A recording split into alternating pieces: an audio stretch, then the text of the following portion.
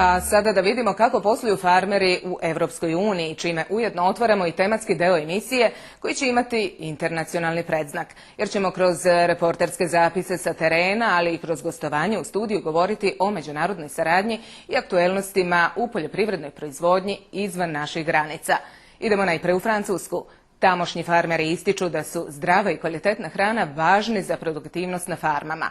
Kako do nje doći i koliko u praksi znači primjena vrhunske tehnologije koju zastupa najznačajnija kompanija za proizvodnju hrane u Francuskoj, Sanders, imali su priliku da vide i farmeri koji su posetili sever Francuske, tačnije Normandiju. Na 150 km od kanala La Manche u oblasti Normandija stočarstvo je osnovna delatnost francuskih farmera. Prizori ispaše krava na ograđenom urednom prostoru nisu retki, baš kao ni broj farmi mlečnih krava. Uprkos činjenici da je početkom godine francuske proizvođače mleka zadesila najozbiljnija kriza. Ulazak na farmu na kojoj se uzgajaju mlečna grla za svakog nezaposlenog podrazumeva prevenciju, jer se u ovoj zoni ništa ne prepušta slučaju. Već na prvom koraku impresionira nas ogromno brdo silaže, koje su domaćini pripremili za potrebe ishrane grla na farmi. Ova moćna mašina, samohodna silo mix prikolica, pored ostalih hraniva, ovu kukuruznu silažu uzima vrlo precizno, tako što pravi oštre rezove odozgo kako bi se izbjegla kvarljivost, a potom hranu miksa i distribuira do životinja. Interesantno je to što ova mašina koja košta oko 150.000 evra nije vlasništvo jednog domaćina, nego 10 farmera udruženih u mašinski prsten.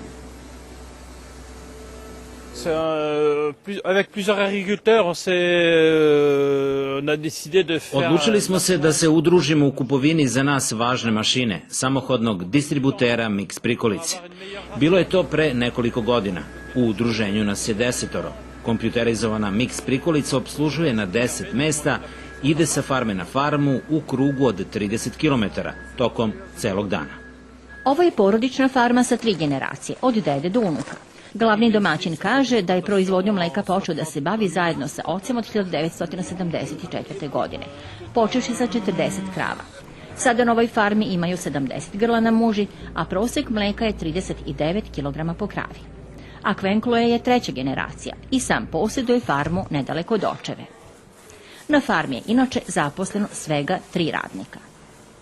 Zanimalo nas je kako trenutno posluju francuski proizvođači mleka, a odgovor na to nam je dao uvaženi stručnjak za oblast ishrane preživara, predstavnik francuske kompanije Sanders, koji je često i u neposrednom kontaktu sa farmerima.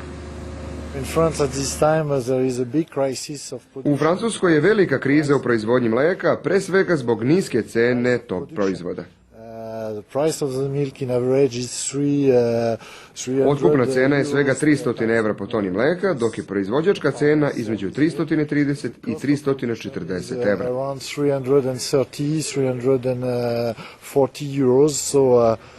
Zato je važno da poslovanje na farmama bude racionalno i da životinje, pored dobrih uslova držanja na farmi i genetike, imaju što bolju ishranu. U Francuskoj se prosječna količina mleka po kravi kreće oko 7600 litara godišnje. Na ovoj farmi prosjek je znatno veći, 11.500 litara mleka, zahvaljujući maksimalno kvalitetnoj ishrani, koja se sastoji od 4 osnovne komponente: slame, sena, kukuruzne i travnate silaže.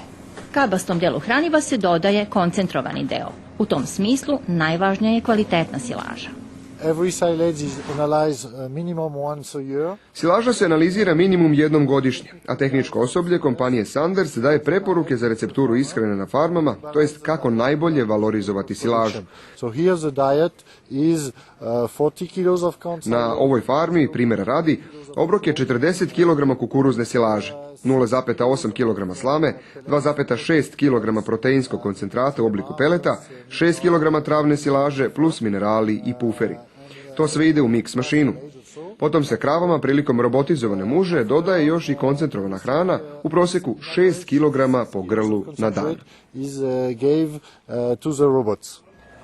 Ovo je sastav obroka za konkretnu farmu, koju je uradio tim stručnjaka kompanije Sanders, koja u Francuskoj postoji čitav vek, a odnosi se na trenutnu proizvodnju mleka.